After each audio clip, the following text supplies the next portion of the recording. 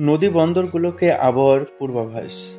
রাজশাহী, পাবনা, টাঙ্গাইল, ঢাকা, যশোর, কুষ্টিয়া, ফরিদপুর, মাদারীপুর, খুলনা, বরিশাল, পটুয়াখালী, নোয়াখালী, কুমিল্লা, চট্টগ্রাম এবং কক্সবাজার অঞ্চলের উপর দিয়ে দক্ষিণ-পূর্ব দিক থেকে ঘন্টায় ৬০ থেকে ৮০ কিলোমিটার বেগে বৃষ্টি বা বজ্রবৃষ্টি সহ স্থায়ীভাবে ঝোড়ো হাওয়া বয়ে যেতে পারে।